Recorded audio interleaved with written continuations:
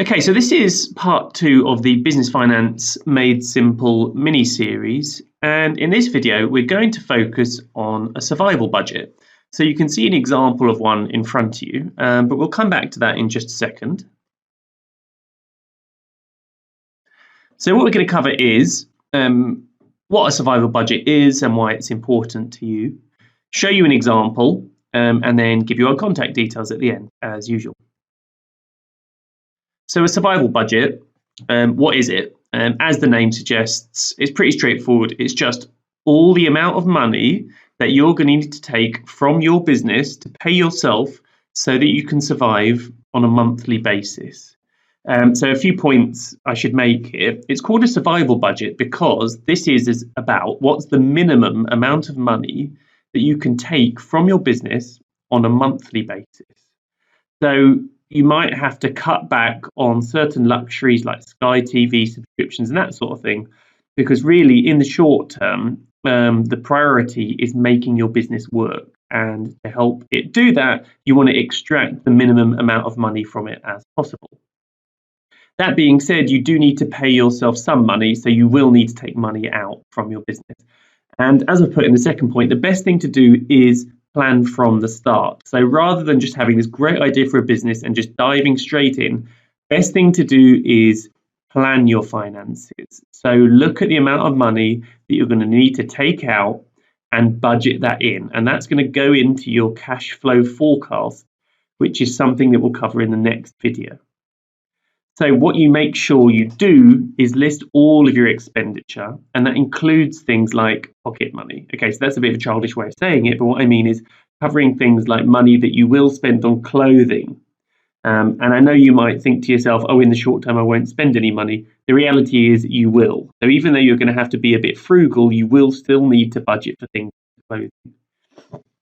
And as with all kind of things related to finance, I would advocate overestimate your costs rather than underestimate.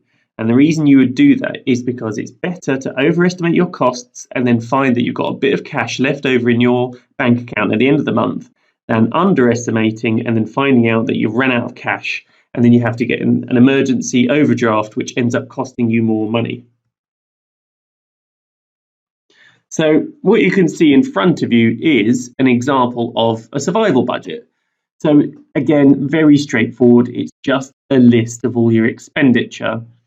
So you put each item in the left-hand column, say what it is, and then on the right, you say what the cost of it is. You can see all these costs are rounded up.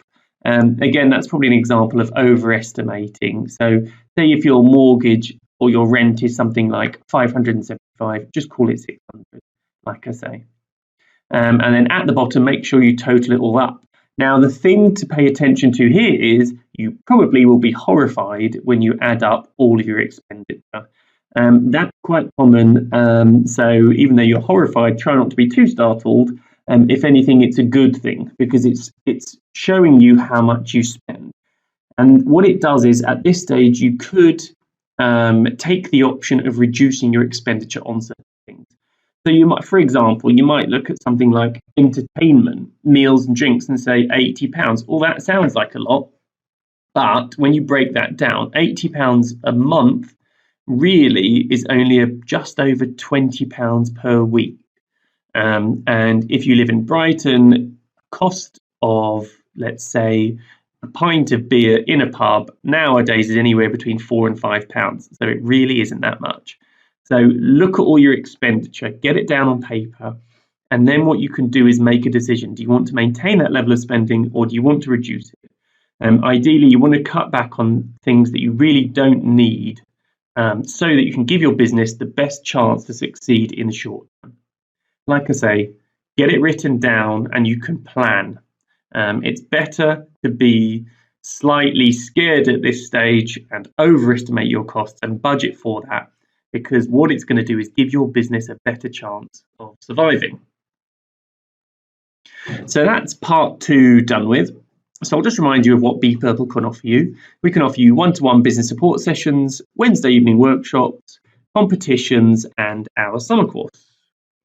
So the way to access all those things is get in touch. So have a browse of our website, send us an email or give us a call. And then, of course, we've got our social media platforms, Twitter and Facebook.